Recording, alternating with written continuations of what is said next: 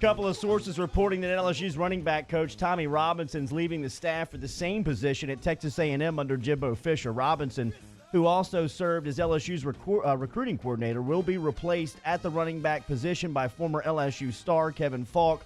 Faulk's been on the staff since 2018 as the director of player development. If you remember, a couple of weeks back, Ed Orgeron was right here on this broadcast, right here on this show, talking about Tommie Robinson going up to interview for the South Carolina job. So he was anticipating this move, but Robinson going to join Jimbo Fisher and Texas A&M. Some other college football news that broke yesterday, which is an enormous story out of the Southeastern Conference, is that Scott Cochran, the longtime strength and conditioning coordinator over at Alabama, who got his start at LSU, he's actually an LSU alum, is leaving Alabama's staff to join the Georgia staff with Kirby Smart as the special teams coordinator. This was first reported by Cecil Hurt over at TideSports.com. We're still trying to track somebody down over in Tuscaloosa to talk about the weight of this story, but from a conference standpoint, this is pretty big news. Yeah, I mean, I think it's massive. And it's interesting for a few reasons. Probably the main reason, though, is that Scott Cochran, yes, he is getting an on-the-field job at UGA, which I guess he's wanted for a while. He's going to be a special teams coordinator. And while that is an upgrade, like that, I would say that is a promotion for him. A special teams coordinator does not have near the impact on a football program than does an executive strength director, right? Like a head strength coach. And so I'm very intrigued to see. It's a big loss for Bama, but I'm wondering how much of a gain is it for Georgia actually, and what kind of coach will he be, and can he have as much of an impact in what is a lesser role? Like, he's not going to get to see the players nearly as much as he did at Alabama. Both Kirby Smart and Scott Cochran got their start on the LSU staff in 2004, Saban's last staff in Baton Rouge, and a lot of people that were on that staff always said that those two quickly became best friends, and Smart almost always promised him a position once he got to the head coaching role. So the Alabama Friend group message, which is melting. They're melting, and I love it because I've been messing with them. They're like, man, you lose the coach that made it happen. You lose all the players, and we lose our straight coach, and that's what matters. Like, it's like exactly it. But apparently, what they were saying is that Cochran got that Alabama State pension. Yeah. Well, that's why he stayed initially in 2017. Kirby Smart threw a ton of cash at him to make him the strength coach, but he stayed one more year to get the Alabama pension. Now he's in the state of Georgia. Great play. Coaching is a racket, man. Great play. I mean, if you can make it.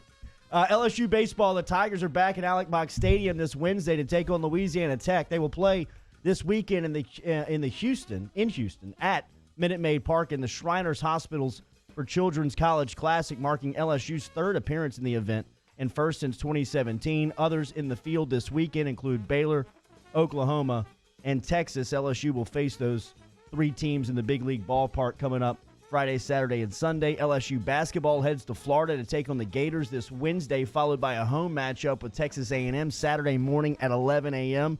And Will Wade hates the scheduling. We're the only team in the league that's had this turnaround now. And so this is the second time we've had this, which is just not right for our players. That, we played at Vanderbilt at 8 o'clock Central Time and had to turn around and play at Auburn at 11 a.m. And now we've got the same thing again, which is not right. The only other team that's had this in the league is Auburn, and they played 2 home games. We've had 3 out of 4 road games with this same setup, and it cuts our guys' preparation time down. We talk about student-athlete welfare and all that. This is not student-athlete welfare. I'm not making excuses. I'm not a complainer. You guys know that. I don't make excuses. We didn't play well the first 2 times. We've got to play better this time, but we're the only team in the league that has to do this. More from Wade talking about the scheduling. LSU gets a lot of money from the networks. The coaching salaries are a lot of money from the networks.